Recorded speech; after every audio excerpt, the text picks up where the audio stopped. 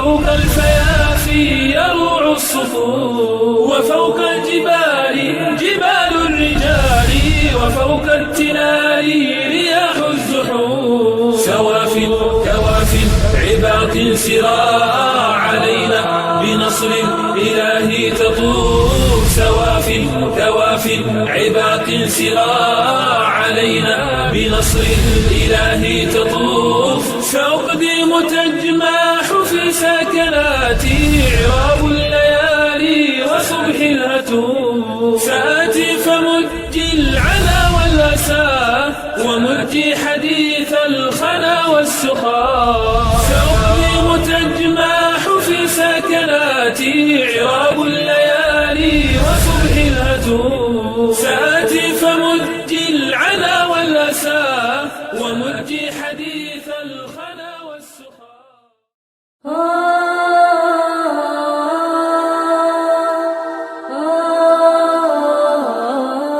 Yerusalem yang terletak di jantung Palestina adalah kota suci bagi tiga agama terbesar, Islam, Kristen, dan Yahudi. Ia adalah kota yang menjadi rumah bagi banyak nabi umat Islam, mulai dari Sulaiman dan Daud hingga Isa alaihissalam. Nabi Muhammad SAW pernah melakukan perjalanan ke Yerusalem dalam sebuah peristiwa yang dikenal dengan Isra Mi'raj.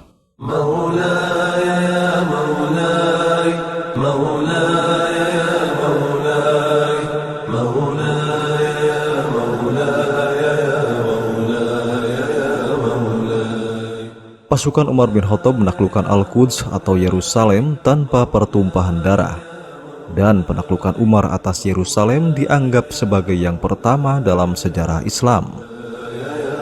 Di bawah pemerintahan Kristen saat itu, kaum Yahudi tidak diperbolehkan untuk beribadah atau memasuki Yerusalem. Bahkan Masjidil Aqsa dijadikan tempat pembuangan sampah oleh kaum Salibis Nasrani. Meski begitu, Khilafah Islam memberikan kebebasan beragama bagi umat Kristen di Yerusalem, seperti yang ditentukan dalam Al-Quran dan perkataan Rasulullah SAW. Kelompok minoritas dilindungi berdasarkan perjanjian Umar. Pada abad ke-11, Islam telah ada di Yerusalem selama lebih dari 500 tahun. Para penguasa dinasti Fatimiyah yang beraliran Syiah pernah membatasi aliran peziarah Kristen. Mereka menghancurkan gereja makam suci meski kemudian dibangun kembali.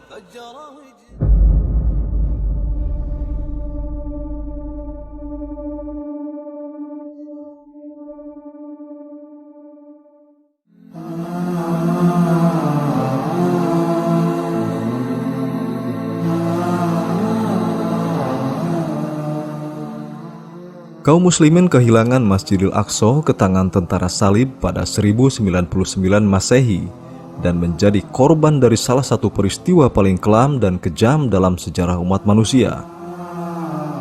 Jumlah tentara salib tidak melebihi jumlah penduduk atau memiliki kekuatan dan keterampilan bertarung yang lebih besar. Namun, mereka muncul sebagai pemenang akibat perpecahan di dalam umat Islam sendiri. Ketika Turki Seljuk menggempur Kekaisaran Bizantium di Manzikert, mereka menahan jenderalnya, dan Eropa Timur pun meminta bantuan dari Eropa Barat. Paus Gregorius VII, pemimpin Kristen Katolik dunia, punya keinginan mewujudkan mimpinya mengendalikan gereja makam suci. Dialah yang mempunyai ide kampanye yang disebutnya Proyek Tuhan. Perang salib pertama diserukan pada November 1095 oleh penggantinya, yaitu Paus Urbanus II dari Prancis. Dia menjanjikan penebusan dosa bagi mereka yang mau pergi dan berperang dalam perang suci. Pada Juli 1099, tentara salib akhirnya memasuki Yerusalem. Mereka mengumumkan tidak akan menahan satu orang pun, sehingga sebagian besar umat Islam melarikan diri ke Masjidil Aqsa untuk mencari perlindungan. Tentara salib dari Eropa kemudian membantai ribuan muslim di dalamnya. Mereka tidak membedakan antara penduduk lokal yang beragama Kristen, Muslim, dan Yahudi. Jadi mereka semua dibantai habis. Masjidil Aqsa diubah menjadi istana dan butuh waktu 88 tahun sebelum umat Islam merebutnya kembali pada 1187 di bawah kepemimpinan Salahuddin Al-Ayyubi. Paus Eugene menyerukan perang salib kedua. yang dipimpin oleh dua raja Eropa, Louis ke-7 dari Prancis dan Konrad ke-3 dari Jerman. Mereka melancarkan serangan ke Damaskus tapi berakhir dengan kegagalan. Salahuddin Al-Ayyubi mengerahkan pasukannya menyeberangi sungai Yordan menuju jantung kerajaan Yerusalem. Tentara salib di bawah komando Raja Guy dari Lusignan memutuskan untuk melakukan pertempuran yang menentukan melawan Salahuddin. Kedua pihak saling berhadapan dalam pertempuran Hattin yang paling menentukan dalam sejarah perang salib. Usai bertempur, sebagian besar pasukan salib ditangkap atau dibunuh.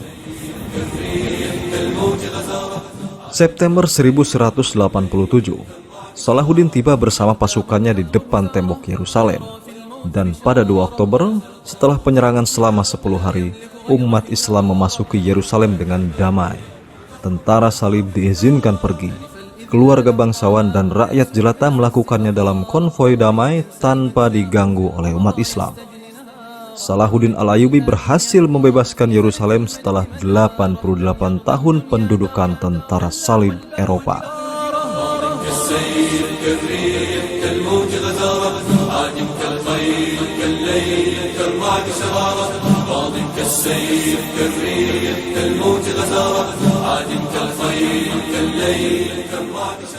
Tahun 1516, Yerusalem berada di bawah kekuasaan Sultan Salim ke-1. Pada masa Utsmaniyah adalah hal yang biasa menemukan sinagog, gereja, dan masjid berada di jalan yang sama. Wilayah Palestina dipecah menjadi 3 wilayah utama, Yerusalem, Gaza, dan Nablus. Semuanya terkait dengan provinsi Damaskus. Pada Perang Dunia Pertama, Turki Utsmaniyah yang kala itu bersekutu dengan Jerman tidak tinggal diam dan ikut terjun. Di sisi lain, Utsmaniyah telah mengalami kemunduran dalam kemampuan tempur. Perang Dunia Pertama memicu disintegrasi kesultanan. Serangan balik pasukan Inggris di Palestina pada musim semi 1917 menandai kekalahan Utsmaniyah, ditambah dengan kejatuhan Yerusalem pada bulan Desember. Kesultanan Utsmaniyah dibubarkan Inggris pada 1922. Sultan terakhirnya, Mehmed ke-6, digulingkan. Sehabis itu muncullah negara sekuler Turki, dan Palestina berada di bawah penguasaan Inggris. Di tahun 1917 itu, terbitlah Deklarasi Balfour yang menyatakan dukungan Inggris terhadap rumah nasional bagi orang-orang Yahudi di Palestina.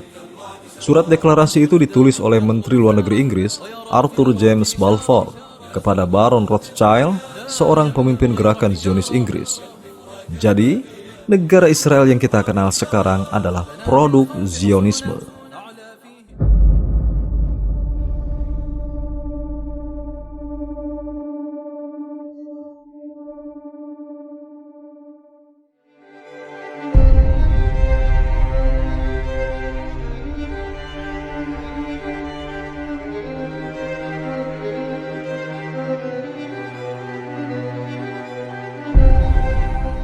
Kelompok Yahudi kulit putih Eropa yang ekstrim di Basel, Swiss, meminta bantuan kerajaan Inggris untuk membentuk negara Yahudi.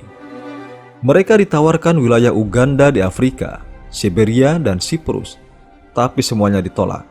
Mereka menginginkan Palestina, tanah pribumi orang-orang Arab.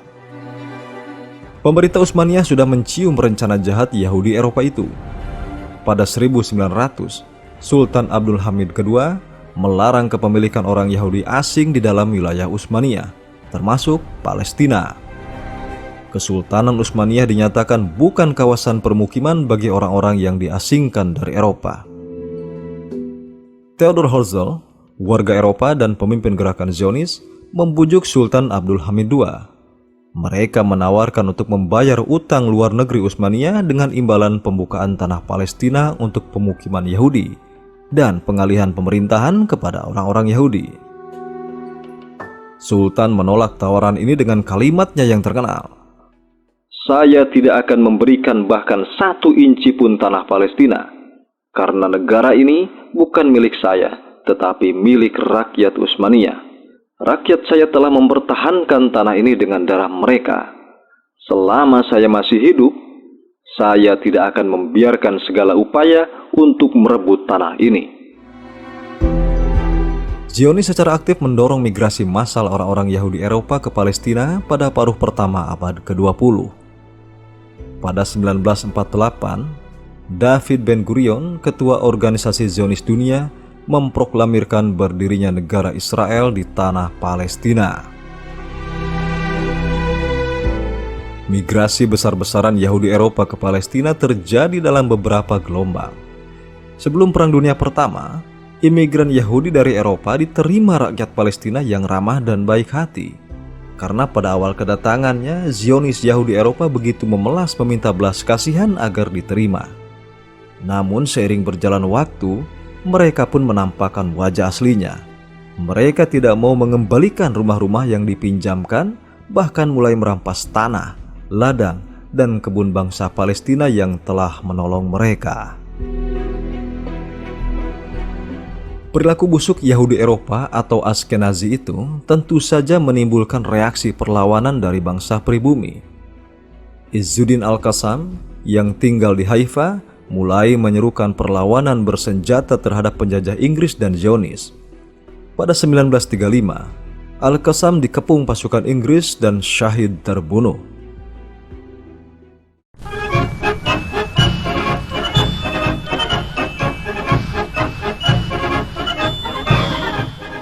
Invasi Jerman ke Polandia pada 1939 memicu Perang Dunia Pertama.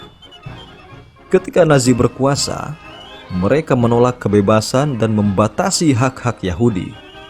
Pada 1938, Nazi memulai serangan terorganisir terhadap orang Yahudi di seluruh wilayah Nazi.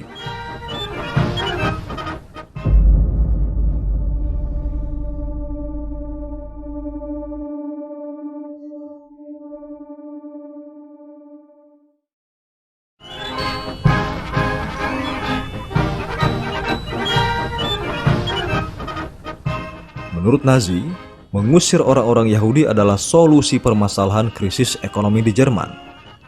Setelah Hitler menang pemilu, tindakan terhadap orang Yahudi terus meningkat, yang berakhir dengan Holocaust yang diklaim 6 juta orang Yahudi kulit putih dibantai. Foto Holocaust yang beredar adalah ratusan mayat yang ditumpuk dalam sebuah lubang besar yang lebih mirip korban pengeboman sekutu dan wabah penyakit, serta kelaparan. Kebanyakan dari mereka adalah justru orang Jerman. Karena teramat sulit menguburkannya satu persatu, maka dari itu diciptakan kuburan massal, yang mana setelah perang berakhir malah digunakan Yahudi sebagai propaganda kalau inilah korban Holocaust. Tidak ada satu dokumen pun yang menyebutkan adanya Holocaust terjadi di tanah jajahan Jerman. Sampai kemudian orang-orang Yahudi tiba-tiba saja menuntut keberadaan negara Yahudi. Zionis Yahudi mengklaim korban Holocaust berjuta-juta, sedangkan populasi Yahudi pada 1933 di Eropa hanya sebanyak 525.000 jiwa. Bagaimana bisa jumlah yang tewas sampai jutaan?